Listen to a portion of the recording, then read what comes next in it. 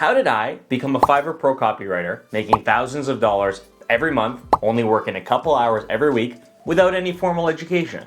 That's exactly what we're going to talk about in this video. In this video, we're going to talk about my journey, becoming a copywriter, learning how to copywrite, and becoming a Fiverr Pro rated copywriter. The goal is to provide you with some tips that you might be able to use if becoming a copywriter is something you'd like to do as well. So I wasn't always a copywriter, and in this portion of the video, I'm going to talk about what I was doing before I became a copywriter to give some perspective of how this all came to be. So if we go back to my school days, I was a guy, like most people, who didn't really have a clue what he wanted to do with his future. Surprise, surprise. And back then, I had absolutely no clue what copywriting was or whether I'd ever even want to become a writer. After high school, I went to university and I studied for a degree in philosophy. And from there, I eventually started a career managing a team of collections agents in a call center. Dream job, right? Not a chance. At the time, for a guy with a degree in philosophy, that was probably the highest paying job I could get. And don't take highest paying too seriously. The pay was really nothing to brag about. It's just the best I could do. So during that job, working in the call center, I faced a very harsh reality that if I didn't start doing something to change my path or to change my fate, I'd probably be stuck working in that call center forever. So that was actually what motivated me to start doing side hustles, start doing something, try to find other ways to make money outside of my 9-to-5. And the first thing I did was I started getting into making blogs, usually some niche websites around interests of mine with the goal of making some money with them. And at that time, I also started buying and selling stuff, flipping stuff on eBay. Ultimately, with the blogs, none really lasted, and I think the reason was because I made the number one mistake every new small business owner or side hustler makes. I was way too focused on how to make money with them, and I didn't spend enough time focused on making stuff that my viewers and readers actually wanted to read. And for that reason, I didn't succeed with them. Eventually, I gave up blogging. It was a great bit of experience though. It taught me a lot about building websites, researching and writing content, and ultimately it would, in the future, help me kind of cross the barrier and get into copywriting because it helped reduce some of the startup anxiety I had when I was thinking about doing it. So after a couple of years of working in that call center, I eventually started getting the itch to get into some form of a sales role. After months of applying, I finally landed my first entry-level sales job at a pretty big Fortune 500 tech company. It was nothing glamorous, but it got me started down a career path that actually excited me. Uncapped earning potential, more flexible work-life balance, the ability to travel occasionally to see clients. It was pretty cool and a new experience for me, and I was excited to start doing it. Basically, sales was everything I wanted to do in my life, but the thing that I never knew I wanted to do, if that makes any sense. And over the past 10 years of my life, I've more or less stayed in sales, jumping from company to company, chasing opportunities and trying to build experience, and it's been great. And the most important part of my sales career that actually helped me in my copywriting career was I learned a lot, and most importantly, it taught me how to thrive outside of my comfort zone. And it was during my sales career that I first got started with copywriting. So like three and a half years ago, my girlfriend and I were traveling around Hong Kong, and I started to get that side hustle itch again. I don't remember where exactly. I think I stumbled across like some Reddit post where basically a guy was talking about how he was making a ton of money as a freelancer, copywriting and writing sales emails for people. That exact moment was when things started to click for me. I thought that with my little bit of experience writing for my blogs in the past, as well as the email writing experience that came as part of the job as a salesperson, I thought that was something I could probably do as well. And the cherry on top of the cake with this new copywriting idea was that I'd always been interested in starting to write stories, but I always got so caught up on how to make money writing stories that I never actually did the writing of the stories. So this seemed like the perfect blend of being able to do something where I was practicing my writing and getting paid to do it. It just sounded perfect for me. And that's how I created my first Fiverr gig. I created my profile and I created my first gig where I wrote sales and marketing emails for people for $5. I was a total beginner when I got started, but I took the leap of faith and realized that I'd be learning as I went along. And shortly after starting, I got hit with that harsh reality again that I had a lot to learn. So here are some of the toughest beginner copywriting challenges I faced when I got started, and I think a lot of people face these when they get started as well. So I think I should start off by saying that when you jump into something like copywriting without any formal education or experience, it's pretty inevitable to expect that you're going to run into situations that you've never encountered before and are going to be tough to solve. And I definitely did. So when I started, I was learning how to become a good copywriter and how to run a copywriting business on the fly. So every time I ran into an issue, it was a brand new issue to me, and I had to figure out how to resolve it while doing a project with clients, which was super stressful because on the one hand, you wanted to get paid, but on the other hand, you didn't want to ruin a relationship. So there was this fine juggling act in the early days. So the biggest challenge I faced during this entry-level phase of becoming a copywriter was being able to effectively understand what my clients wanted from me, align that with the gig or services I was offering for sale, and then complete the project and deliver it in a way that matched their expectations. And this was a learning curve that actually resulted in my first canceled order really early on. You see, I created a gig that said I would create sales and marketing emails for people, but that's only a small part of what I needed to do as a freelancer to understand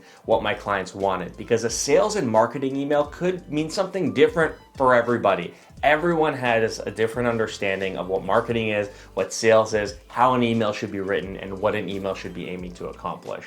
And I quickly realized that what I thought a good sales and marketing email was didn't always align with what my clients thought a good sales and marketing email was. And I think the main reason I ran into this issue was due to the fact that I was only charging $5 for my gigs. So I must have subconsciously been thinking, hey, you're only charging $5. Don't waste time talking to these people before they place the order.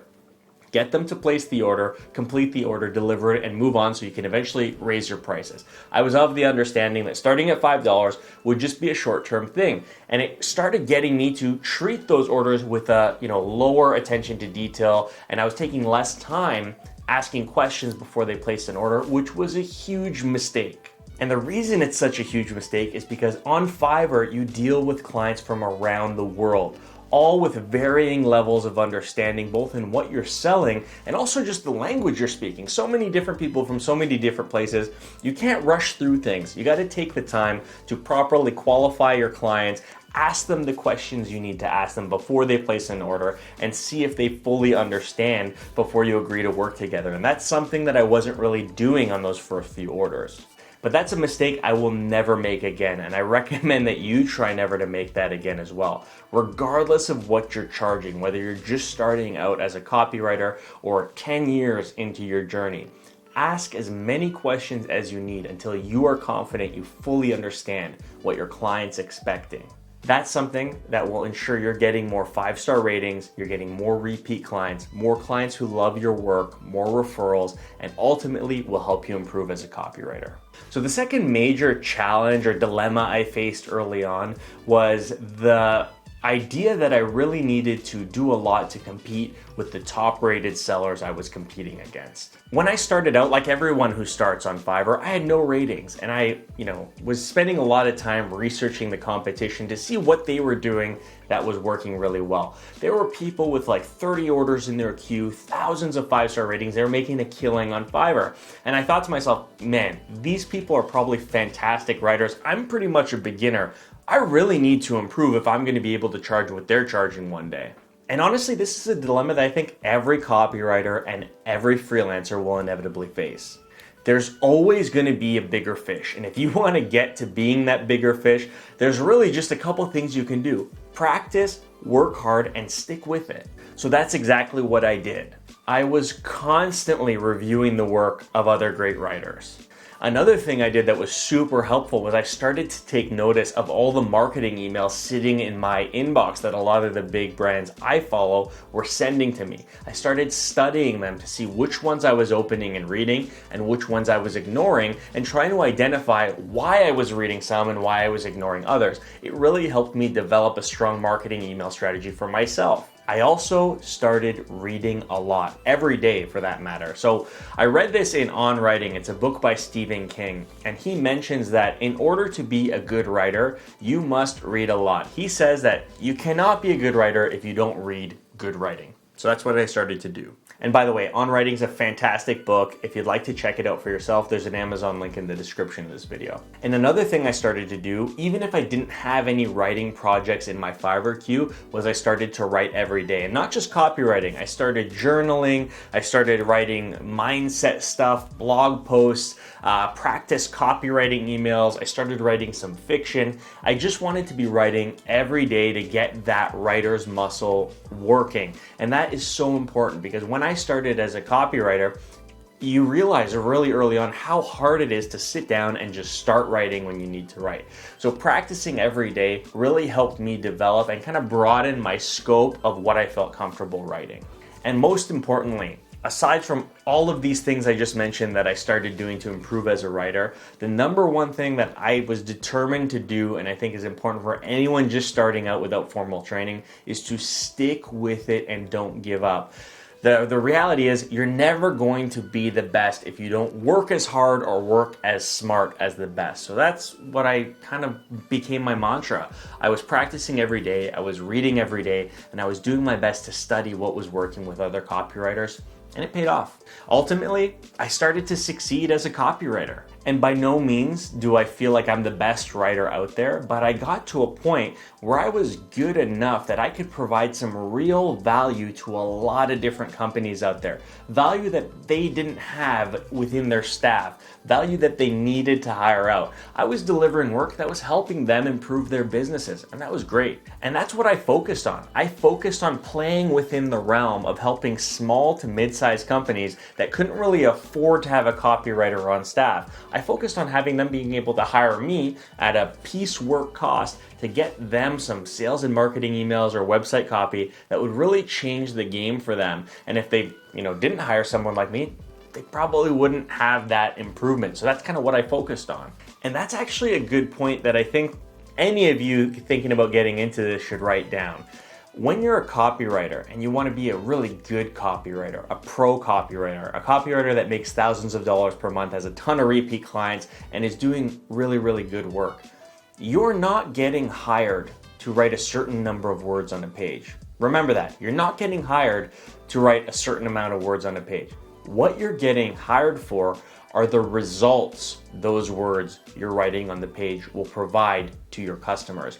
You're getting hired for the value you can bring, because anyone can just slap a bunch of words on a page. But if that's the type of copywriter you're going to be, you're not going to get any repeat clients. If you focus on where you can offer value and focus on trying to get the types of clients that you think you can offer value to, you will be on your path to becoming a successful copywriter in no time. So if you haven't already noticed, the point of this video, at least the point I was trying to illustrate, is that there is no defined path you absolutely need to take if you want to become a copywriter.